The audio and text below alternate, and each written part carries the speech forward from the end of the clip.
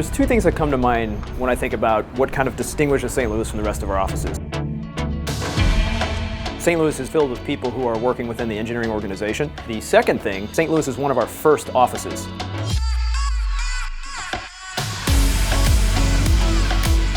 St. Louis technically started in 2008. It had a different term for its name. We used to call it Scott Delap's basement. Obviously, it didn't take too long before everyone couldn't work in the basement. And in the first office, we crammed like 20-something people in this little bitty room with 2 conference rooms. And then we spilled out of that, and then so on and so forth until we've gotten to here with 2 floors at this point. I'll never forget my first interview at Riot.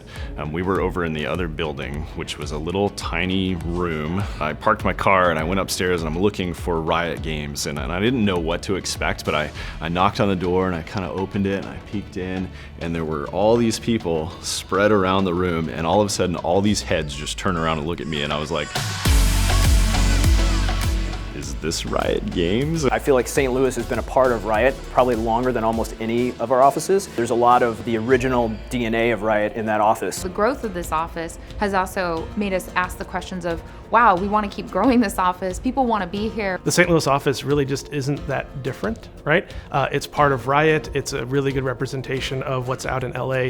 We're passionate, very passionate in everything we do, whether that's producing really cool stuff or it's whatever our side hobbies are. We do it, and we do it hard. Since it's fewer people, we get kind of the startup vibe. A lot of people here are in kind of similar life stages where a lot of us have kids, so a lot of us have been around for a while at Riot. We have a lot of different people working on different things, but we also kind of have a common bond of being in a smaller office together. We definitely have like that kind of home field, Midwest type vibe with each other, where we kind of like to check in and see how everyone's doing with their lives. Because we're all still shooting for that same goal of making kick-ass stuff for players, it's just easier to get involved and easier to get excited and easier to make a lot of fun relationships with a cool group of people. One of the benefits of having an office here in St. Louis is that it allows us to attract and retain talent that we might not have otherwise been able to bring to Riot Games. To have this group of just super passionate gamers come together that are also awesome engineers and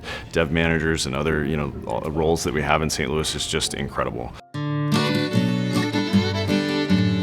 St. Louis Buffaloes, what does that mean? The Buffalo came to be as kind of an inside joke. There was a video that was passed around at one point called Guy on a Buffalo. One day the guy on the buffalo hopped off to stretch his legs, walking the field. Hey, what's this in the weeds? It's a baby, awesome. Like they took clips of the movie Buffalo Rider and they just had some guy who was like singing a song with some ridiculous words. About the time the guy got ready to shoot, he straight up got mauled by a cougar.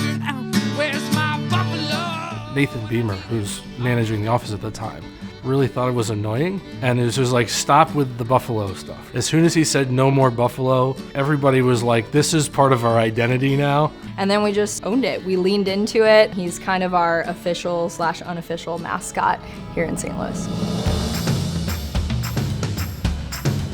We've got kind of the right teams, the right prioritization coming together to really deliver some awesome stuff. And we're really focusing on learning how to get better at our jobs so we can deliver our best work for players. It's that world that we're going to leverage that success of League of Legends and try to bring that same type of awesome experience to our players for other games and other experiences.